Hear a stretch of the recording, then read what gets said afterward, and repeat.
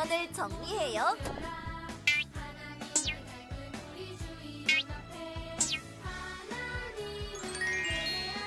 성경책을 준비해요. 헌금을 준비해요. 핸드폰을 꺼요. 바른 태도로 예배해요. 하나님이 기뻐하시는 예배 드려요.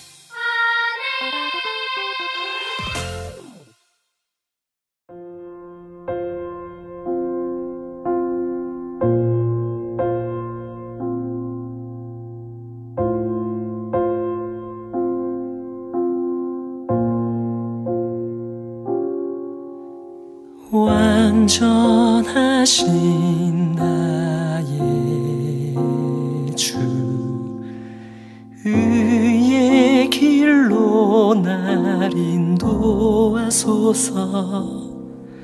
행하신 모든 일 주님의 영광 다 경배합니다. 예배합니다. 찬양합니다. 주님만 날 다스리소서. 예배합니다. 찬양합니다. 주님 홀로 높임 받으소서.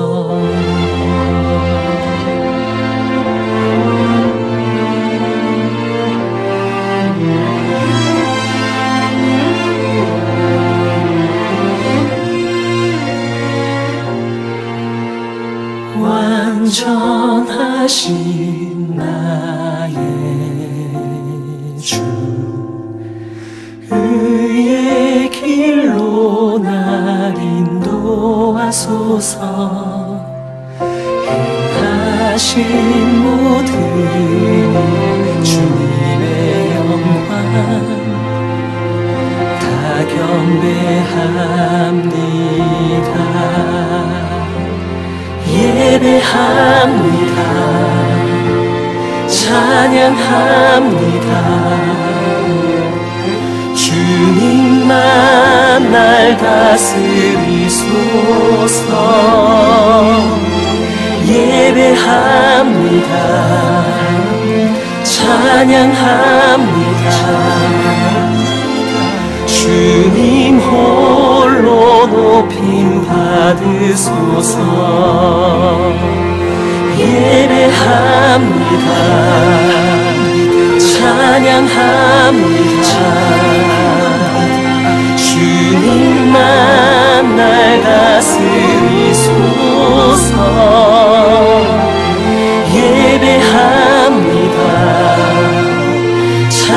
찬양합니다. 주님 홀로 높임 받으소서.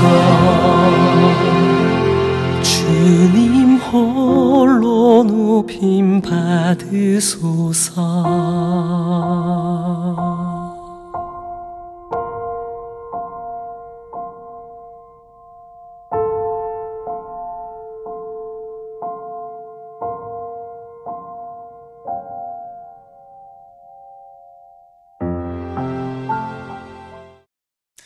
안녕 친구들, 현진 전도사님이에요. 우리 오늘도 예배 자리에 나온 친구들을 축복합니다. 우리 있는 그 자리에서 하나님께 준비된 마음으로 잘 예배드리는 친구들 되기를 소망합니다. 우리 오늘 함께 읽을 말씀은 시편 8편 1절에서 9절 말씀이에요. 우리 함께 한 목소리를 읽으면 좋겠습니다. 여호와 우리 주여, 주의 이름이 온 땅에 어찌 그리 아름다운지요. 주의 영광이 하늘을 덮었나이다. 주의 대적으로 말미암아 어린 아이들과 젖먹이들의 입으로 권능을 세우시며 이는 원수들과 보복자들을 잠잠하게 하려 하심이니이다.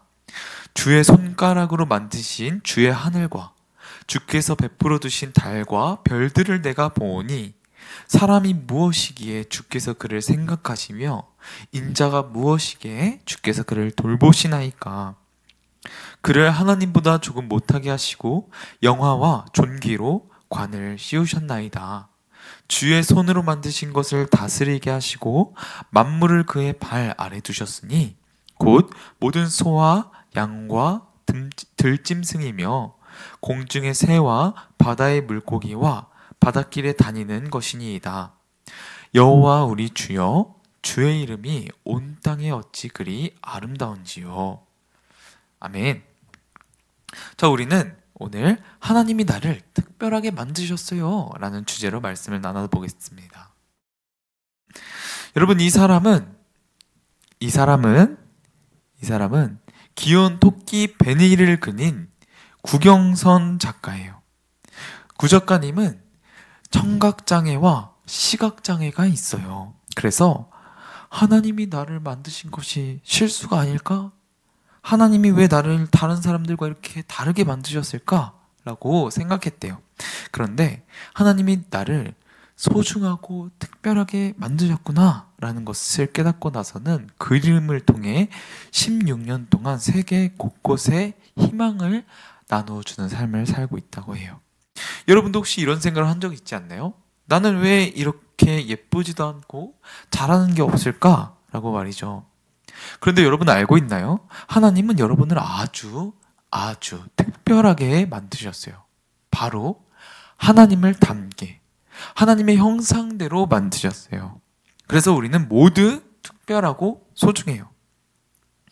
오늘 말씀을 통해서 하나님의 형상대로 만드셨다는 것이 어떤 의미인지, 하나님의 형상인 내가 왜 소중한지 알아보도록 해요. 여러분, 깜깜한 밤하늘을 올려다본 적이 있나요? 여러분, 반짝반짝하는 수많은 별과 달을 본 적이 있나요? 오늘 말씀 속에 다윗도 이렇게 밤길을 거닐다 하늘을 올려다보았어요. 하나님이 만드신 끝이 보이지 않는 넓은 하늘과 반짝반짝 빛나는 별과 땅을 환하게 비추고 있는 달을 보니 어때요? 찬양이 절로 나왔어요. 이 광활한 우주를 창조하신 하나님은 정말 위대하시구나. 정말 멋지시다. 하나님의 영광이 온 땅과 하늘을 덮고 있구나 라고 말이죠. 그런데 다윗은 이 넓은 우주 속에 있는 나를 보니 인간이 얼마나 작고 작은 존재인지를 깨닫게 되었어요. 인간은 우주 먼지처럼 작고 보잘것없고 연약하다는 것을 말이에요. 그런데 놀라운 사실이 있어요. 이 우주 먼지 같은 사람을 하나님이 생각하신대요. 사람을 기억하고 관심을 가지신대요. 그뿐인가요?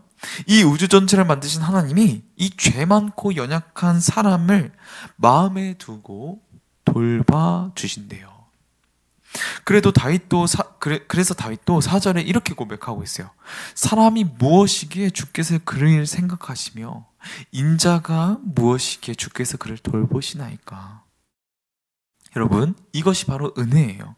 아무것도 아닌 자격 없는 나를 사랑해 주시는 것이 바로 하나님의 은혜라는 거예요. 그렇기에 나는 내 조건이나 모습과 상관없이 소중해요. 하나님이 나를 기억하시고 생각하시고 돌봐주시기 때문이죠. 그런데 사람이 특별한 것은 이 정도가 아니에요. 우리 5절 말씀을 함께 읽어볼까요? 그를 하나님보다 조금 못하게 하시고 영화와 존귀로 관을 씌우셨나이다. 인간을 하나님보다 조금 못하게 하시고 영화와 존귀로 관을 씌우셨대요. 사실 사람이 하나님보다 조금 못한 존재는 아니죠. 하나님은 모든 것을 만드신 분이고 인간은 하나님이 만드신 피조물이기 때문에 사실 비교가 안 돼요. 그런데 하나님은 처음부터 인간을 특별하게 창조하셨어요. 다른 식물, 다른 동물과는 다르게 인간만 하나님의 형상으로 만드셨어요. 하나님의 형상으로 만들어진 피조물은 오직 인간밖에 없어요. 하나님의 형상대로 창조되었다는 것은 하나님과 닮게 창조되었다, 하나님의 이미지로 창조되었다는 뜻이에요. 이 세상을 만드신 하나님을 닮게 창조되었대요.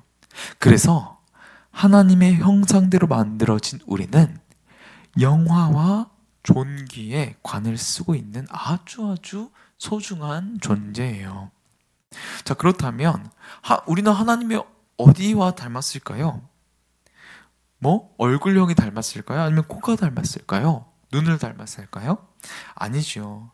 하나님은 영이셔서 눈에 보이는 형상이 있지 않으세요. 그러니 우리가 하나님을 닮았다고 하는 것은 외모를 말하는 게 아니에요. 내가 내 어머니, 내 아버지를, 내 아빠를 닮은 것과는 조금 다른 거예요. 자, 그렇다면 여기서 말하는 하나님의 형상은 무엇일까요? 우리 웨스트민스터 소요리 문답 제10문답은 이렇게 말해요. 우리 함께 읽어볼까요? 시작. 하나님이 사람을 어떻게 지으셨나요? 하나님이 자신의 형상을 따라 지식과 공의와 거룩함에 있어서 사람을 남자와 여자로 지으시되 모든 피조물을 주관할 통치권을 부여하셨습니다. 사람이 하나님의 무엇을 닮았다고 기록하고 있나요? 지식과 공의와 거룩함에서 하나님의 형상을 닮았대요. 우리가 닮은 하나님의 형상은 하나님의 지식과 공의와 거룩함이라는 거예요.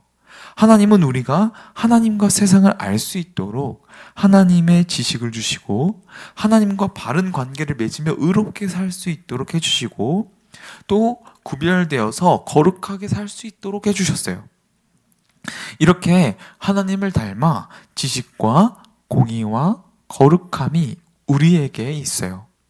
그래서 인간의 모습을 볼 때 하나님의 형상이 보여요. 자, 그렇다면 왜 하나님은 인간을 하나님의 형상을 따라 만드셨을까요? 왜 그렇게 만드셨을까요? 그 이유는 하나님을 대신하여서 이 세상을 다스리시게 하시기 위해서예요. 하나님이 창조하신 세상을 다스리는 이 엄청나고 중요한 임무를 여러분 아무에게나 줄 수 없겠죠.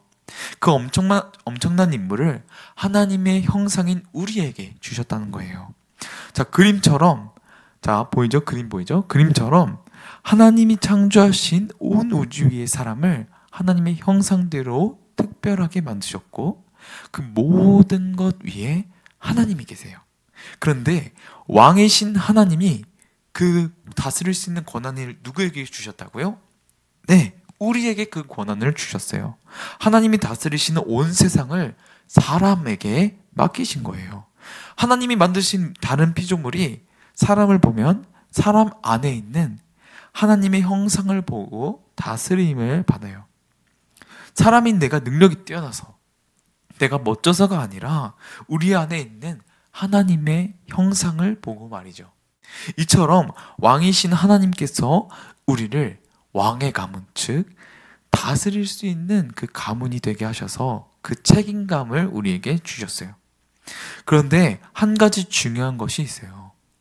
하나님이 시선에서 하나님의 시선에서 인간도 똑같이 하나님이 만드신 피조물이라는 거예요. 사람이 왕의 권한을 받았지만 진짜 왕은 아니에요.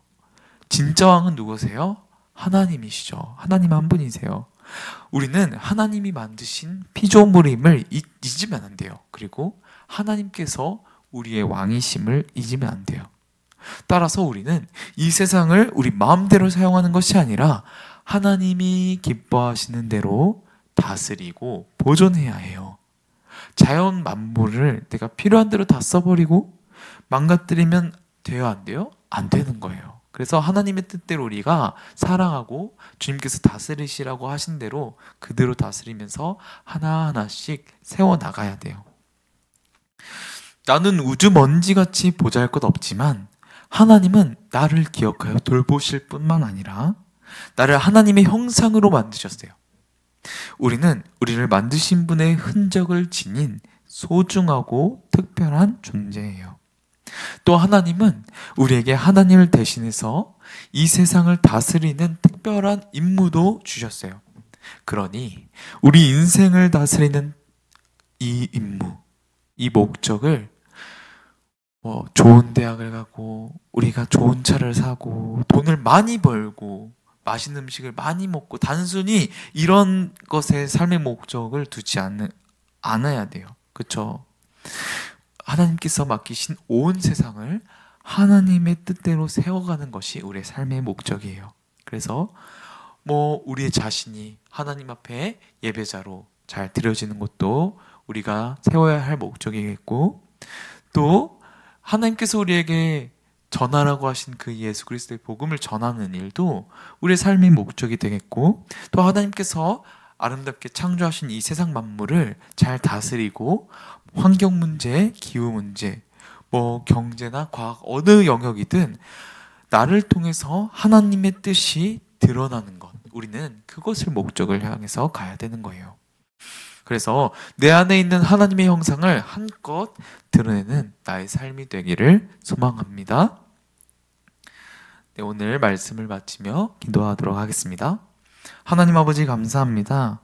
오늘 우리를 하나님의 형상대로 지으시고 또 하나님의 거룩하심과 공의로우심을 닮게 해주셔서 하나님, 우리가 그 능력을 따라서 하나님께서 맡기신 이 자연 만물을 또 이 세상을 다스립니다. 하나님, 우리를 잘 다스릴 수 있도록 언제나 우리와 함께 해주시고 우리가 어떤 자로서 창조되었는지를 하나님 깨닫게 하셔서 우리 친구들의 삶의 목적이 이 세상에 바라는 것과 이 세상에 미치는 것에 끝나지 않게 하시고 하나님의 기쁨이 되고 하나님이 이 땅에 원하시는 그 뜻을 잘 이루어드리며 살아갈 수 있는 복된 친구들을 다 될 수 있도록 주님께서 인도해 주세요. 살아계신 예수 그리스도의 이름으로 기도드립니다. 아멘. 네, 우리 오늘의 예배를 주기도문으로 마치겠습니다.